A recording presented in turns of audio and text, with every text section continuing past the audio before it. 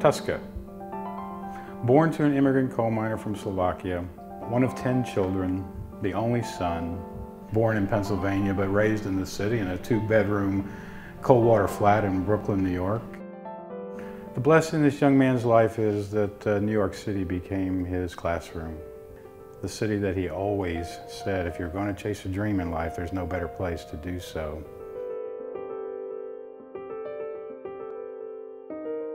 Tuska House, his home, is located in Lexington, Kentucky. He spent 34 years at the University of Kentucky as an educator. Prior to my father's passing in 1998, he and I talked about how he wanted to be remembered.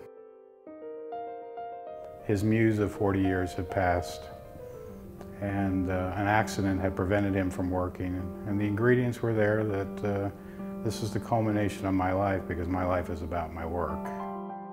Not just his own vision and his own realization, but his ability to connect with other people.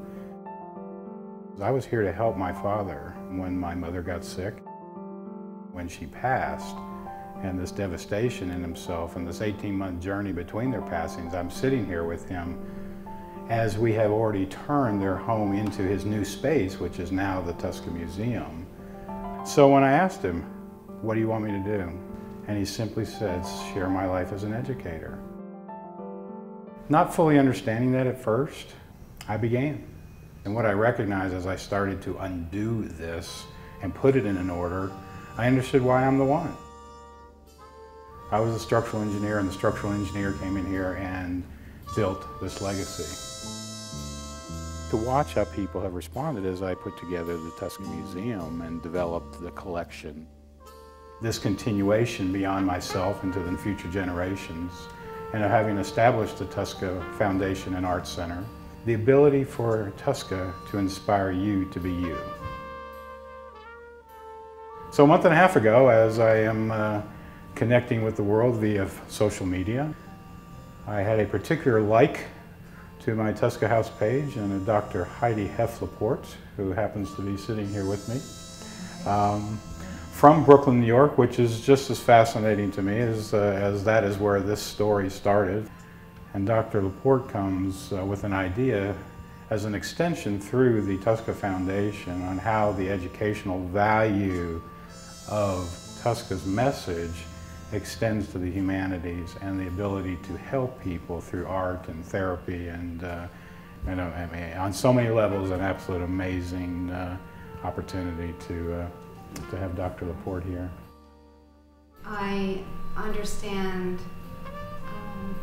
how meaningful art can be in terms of personal healing from a deep personal place in my own life. And also I'm a professor of social work, so I'm in the healing professions, whether it be a child with autism or a senior that has Alzheimer's, a family member, a veteran returning home, an adolescent who doesn't really want to talk.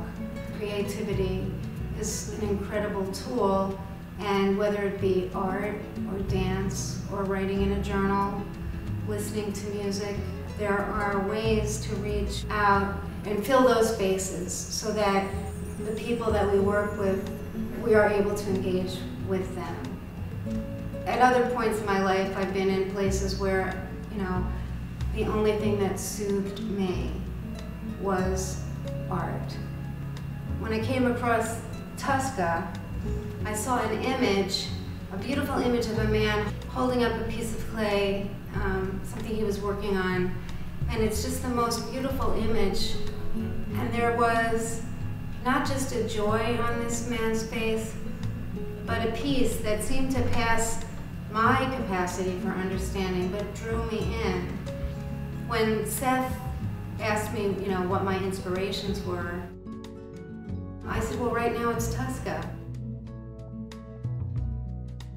What we ultimately came to was a need for training for social service, for health and mental health professionals to be able to use tools of engagement that involve creativity and artistic expression to help clients, patients, reach those spaces that are so deep and so profound where language can't touch. Artists have those tools and those gifts, and they often don't have the opportunity to share them. I have always resisted the use of Facebook, but to create an opportunity to virtually build a Tuska House and then to start extending images of his work across the globe.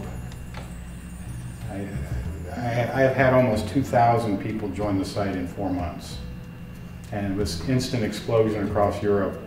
And it is artists sharing artist work, and it is the sense of, look, we may all be painters, but we all do something different, and so it is our own human condition.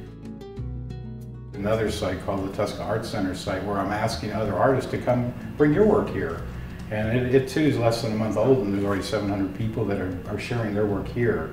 And an opportunity came up through social media called Art in Times Square, where this global art exhibition was going to be presented on June 18th.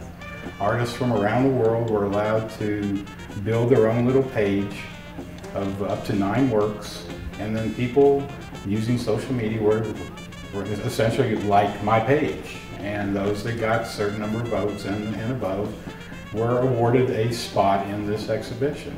To me, it was what an opportunity to take Tuska back home to New York and the lights on Broadway, and symbolic at most, but this opportunity for the world for 3.5 hours to use these video boards in Times Square, and Heidi there to talk with people of the world about what this is again, what a realization of this vision, what this man asked to do with his life. Now it's time to start drawing those people here to bring that energy. This is exactly what John Tuska and I spoke about for those last 6 months of his life as we are building the start of this. And I have, for the past 15 years, have been nurturing this opportunity to finally find those people that understand how to take it from where I've left it as the strong foundations of this legacy into the hands of people that know how to be them, inspiring themselves to be themselves.